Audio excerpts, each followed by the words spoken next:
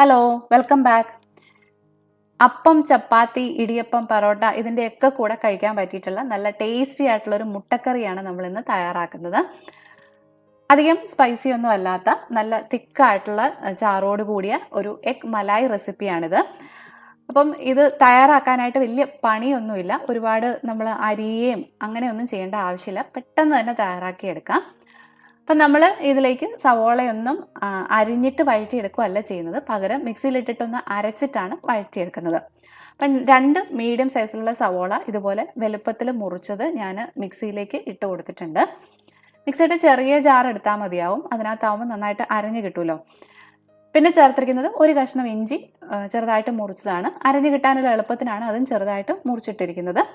പിന്നെ നമുക്ക് വേണ്ടുന്നത് 2 വലിയ അല്ലി വെളുത്തുള്ളി ചെറുതായിട്ട് മുറിച്ചതാണ്. ചെറുതായിട്ടെന്ന് പറയുമ്പോൾ ഒരുപാട് കുഞ്ഞായിട്ട് മുറിക്കേണ്ട ആവശ്യമില്ല കേട്ടോ. പിന്നെ ചേർത്തിരിക്കുന്നത് 2 പച്ചമുളകാണ്. അധികം സ്പൈസി അല്ലാത്ത കറിയാണെന്ന് പറഞ്ഞല്ലോ, അതുകൊണ്ടാണ് 2 എണ്ണം ചേർത്തിരിക്കുന്നത്. ഇനി നിങ്ങൾക്ക് കൂടുതൽ എരിവ് വേണമെങ്കിൽ കൂടുതൽ പച്ചമുളക് ചേർത്ത് കൊടുക്കാം. പിന്നെ നമ്മൾ ചേർക്കുന്നത് ഏകദേശം ഒരു 10 കശുവണ്ടിയാണ്. സാധാരണ നമ്മൾ എഗ് മലായിൽ കശുവണ്ടി ചേർക്കാറില്ല, പക്ഷേ ഇത് കൂടുതലൊരു ടേസ്റ്റിന് വേണ്ടിയിട്ട് ഞാനിവിടെ ഒരു 10 കശുവണ്ടിയും കൂടെ ചേർത്തിട്ടുണ്ട്. ഇനി വെള്ളം ഒന്നും ചേർക്കാതെ ഇത് നന്നായിട്ട് നല്ല പേസ്റ്റ് പരുവത്തിൽ അരച്ചെടുക്കണം. ഇനി നമുക്കൊരു പാൻ അടുപ്പിലേക്ക് വെച്ച് കൊടുക്കാം. അതിലേക്കൊരു 3 ടേബിൾ സ്പൂണോളം എണ്ണ ഒഴിച്ചു കൊടുക്കുന്നുണ്ട്. നമ്മൾ സവോള അരച്ചതിന് ശേഷം വഴറ്റുന്നത് കൊണ്ട് തന്നെ കുറച്ച് എണ്ണ കൂടുതൽ വേണ്ടി വരും. എന്നാലേ ഉള്ളൂ ആ പച്ചക്കുത്തൊക്കെ നല്ലപോലെ മാറി നമുക്ക് വഴറ്റി മൂപ്പിച്ചെടുക്കാൻ പറ്റുള്ളൂ. അപ്പോൾ ഈ ഒരു സമയം കൊണ്ട് ഞാൻ സവോളയൊക്കെ നന്നായിട്ട് അരച്ച് എടുത്ത് കൊണ്ടുവന്നിട്ടുണ്ട്. ഇതുപോലൊരു പേസ്റ്റ് പരുവാണ് നമുക്ക് വേണ്ടുന്നത്. അത് നമുക്ക് ഈ എണ്ണയിലേക്ക് ഇട്ട് കൊടുത്ത് നന്നായിട്ട് വഴറ്റിയെടുക്കണം.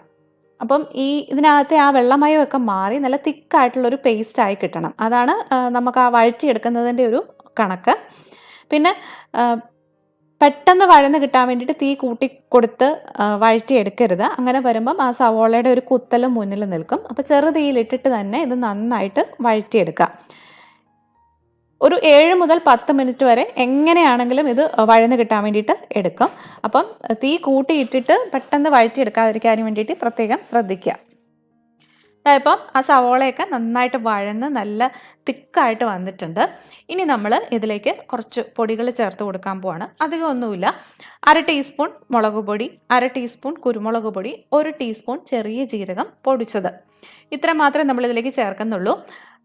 പിന്നെ ഈ പൊടികളുടെയൊക്കെ അളവ് നമ്മുടെ ടേസ്റ്റിനനുസരിച്ചിട്ട് അഡ്ജസ്റ്റ് ചെയ്യുക കേട്ടോ. ചെറിയ ജീരകമൊന്നും ഇത്രയും ചേർക്കാൻ താല്പര്യമില്ലെങ്കിൽ കുറച്ച് ചേർത്താലും കുഴപ്പമൊന്നുമില്ല. പിന്നെ ജീരകം പൊടിച്ചത് കയ്യിലില്ലെങ്കിൽ ആദ്യം നമ്മൾ എണ്ണ ഒഴിച്ച് കൊടുക്കുമല്ലോ പാനിലേക്ക്, അതിലേക്ക് കുറച്ച് ചെറിയ ജീരകം അങ്ങനെ തന്നെ, അതായത് മുഴുവൻ ജീരകമുണ്ടല്ലോ, അത് ചേർത്ത് ഒന്ന് മൂപ്പിച്ചെടുത്താലും മതി. അപ്പോൾ ചെറുതീയിലിട്ടിട്ട് ഇത് നന്നായിട്ട് മൂപ്പിച്ചെടുക്കാം. അതിനുശേഷം നമുക്ക് ഒന്ന് തീ ഓഫാക്കാം. എന്നിട്ട് കുറച്ചൊന്ന് തണുക്കാൻ വേണ്ടിയിട്ട് വിടുക. ഇപ്പം നമ്മുടെ സവോളയൊക്കെ വഴറ്റിയത് കുറച്ചൊന്ന് തണുത്ത് വന്നിട്ടുണ്ട്. ഇതിലേക്ക് നമ്മളിനി 1 കപ്പ് തിളപ്പിച്ചാറ്റിയ പാല്, പശുവിൻ പാലാണ് ചേർത്ത് കൊടുക്കുന്നത്. എഗ് മലായി ആയതുകൊണ്ട് തന്നെ നമ്മൾ പശുവിൻ പാലാണ് ചേർക്കുന്നത്. തേങ്ങാപ്പാലൊന്നും ചേർത്ത് കഴിഞ്ഞാൽ അത്ര ടേസ്റ്റ് ഉണ്ടാവില്ല. ഇനി നമ്മൾ ഇതിലേക്ക് കുറച്ച് വെള്ളം കൂടെ ആ ഒരു എന്താ പറയുക ഗ്രേവിയുടെ കൺസിസ്റ്റൻസിയൊക്കെ ഒന്ന് അഡ്ജസ്റ്റ് ചെയ്യാൻ വേണ്ടിയിട്ട് കുറച്ച് വെള്ളം കൂടെ ചേർത്ത് കൊടുത്തിട്ട് ഒട്ടും തന്നെ കട്ടയില്ലാതെ എല്ലാം കൂടെ ഒന്ന് മിക്സ് ചെയ്തെടുക്കണം. അപ്പം ഞാൻ മിക്സ് ചെയ്ത് കൊടുത്തു കഴിഞ്ഞപ്പം കുറച്ച് തിക്കായി തോന്നിയത് കൊണ്ട് തന്നെ ഞാൻ കുറച്ചുകൂടെ വെള്ളം ചേർത്തിട്ടുണ്ട്. അപ്പോൾ ഏകദേശം ഒരു 1/2 കപ്പ് വെള്ളം മുഴുവൻ ഇതിലേക്ക് ചേർത്തിട്ടുണ്ട്. അപ്പം നമുക്ക് എന്തേലും കൺസിസ്റ്റൻസി ആണോ വേണ്ടുന്നത് അതിനനുസരിച്ചിട്ട് വെള്ളം ചേർത്ത് കൊടുക്കുക കേട്ടോ. പിന്നെ നമ്മൾ ഇതുവരെ ഇതിനകത്തേക്ക് ഉപ്പൊന്നും ചേർത്തിട്ടില്ലായിരുന്നു. ഇപ്പം ഉപ്പും കൂടെ ചേർത്തിട്ടുണ്ട്. പിന്നെ നമ്മൾ ചേർക്കുന്നത് 1 ടീസ്പൂണോളം ഗരം മസാലയാണ്. നോർത്ത് ഇന്ത്യൻ ഗരം മസാല ഉണ്ടെങ്കിൽ അതാണ് ഏറ്റവും നല്ലത്. അല്ലെങ്കിൽ നമ്മുടെ വീട്ടിൽ സാധാരണ പൊടിച്ച എടുത്ത ഗരം മസാല ആണെങ്കിലും മതി. അതിനുശേഷം നമുക്ക് തീ ഓണാക്കാം. തീ ഓണാക്കി ഇതിനി നന്നായിട്ട് ഒന്ന് തിളപ്പിച്ചെടുക്കണം. എണ്ണയൊക്കെ നല്ലപോലെ തെളിഞ്ഞു വരണം. ഇപ്പം ഏകദേശം ഒരു 3 മിനിറ്റോളം ആയിട്ടുണ്ട് നമ്മൾ ആ ഗ്രേവി തിളപ്പിക്കാൻ തുടങ്ങിയിട്ട്. എണ്ണയൊക്കെ നല്ലപോലെ മുകളിൽ തെളിഞ്ഞു വന്നിട്ടുണ്ട്. ഇതിലേക്ക് നമ്മൾ ഇനി ഒരു 2-3 ടേബിൾ സ്പൂൺ മല്ലിയില ചെറുതായിട്ട് അരിഞ്ഞതും കൂടെ ചേർത്ത് കൊടുക്കുവാണ്. അതും ചേർത്തൊന്ന് ഇളക്കിയതിന് ശേഷം നമുക്ക് പുഴുങ്ങിയ മുട്ട ഇതിലേക്ക് ചേർത്ത് കൊടുക്കാം. 3 മുതൽ 5 മുട്ട വരെ ഈ ഗ്രേവിയിലേക്ക് ചേർത്ത് കൊടുക്കാവുന്നതാണ്. ഞാനിവിടെ 3 മുട്ടയാണ് പുഴുങ്ങിയെടുത്തിരിക്കുന്നത്. നടുവേ കീറിയിട്ടാണ് നമ്മൾ ഇതിലേക്ക് ചേർത്ത് കൊടുത്തിരിക്കുന്നത്. ഇനി മുഴുവൻ മുട്ടയായിട്ടാണ് ചേർക്കുന്നതെങ്കിൽ ഒന്ന് വരഞ്ഞു കൊടുത്തതിന് ശേഷം ചേർത്ത് കൊടുക്കുകയാണെങ്കിൽ അതായിരിക്കും നല്ലത്. ഇനി നന്നായിട്ടൊന്ന് മിക്സ് ചെയ്ത് കൊടുക്കുക. ആ ഗ്രേവിയൊക്കെ മുട്ടയുടെ മുകളിലൊക്കെ ഒന്ന് ആവുന്നത് പോലെ നല്ലപോലെ ഒന്ന് മിക്സ് ചെയ്ത് കൊടുത്തതിന് ശേഷം ഒരു 1-2 മിനിറ്റും കൂടെ ഒന്ന് തിളപ്പിച്ചിട്ട് നമുക്ക് തീ ഓഫ് ചെയ്യാം. അപ്പം ഈ ഒരു സമയം ഉപ്പോ ഒക്കെ നോക്കിയിട്ട് വേണമെങ്കിൽ കൂടുതൽ ചേർത്ത് കൊടുക്കുക. അതുപോലെ മസാലയും കൂടുതൽ വേണമെങ്കിൽ ചേർത്ത് കൊടുക്കാം. പക്ഷേ ഈ ഒരു അളവ് മസാലയൊക്കെ കണക്കായിരിക്കും.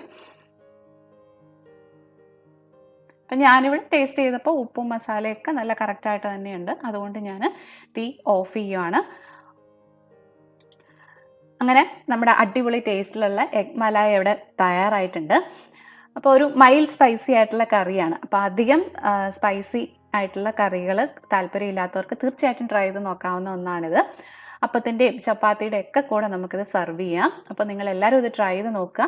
എന്നിട്ട് തീർച്ചയായിട്ടും നിങ്ങളുടെ അഭിപ്രായങ്ങൾ കമൻസ് ആയിട്ട് തന്നെ അറിയിക്കുക. അപ്പം നിങ്ങൾക്ക് ഈ റെസിപ്പി ഇഷ്ടമായിട്ടുണ്ടെങ്കിൽ ഒന്ന് ലൈക്ക് ചെയ്യുകയും ഷെയർ ചെയ്യുകയൊക്കെ ചെയ്യണം കേട്ടോ. അതുപോലെ തന്നെ സബ്സ്ക്രൈബ് ചെയ്യാതെയാണ് കാണുന്നതെങ്കിൽ ഒന്ന് സബ്സ്ക്രൈബ് ചെയ്യുകയും കൂടെ ചെയ്യുക.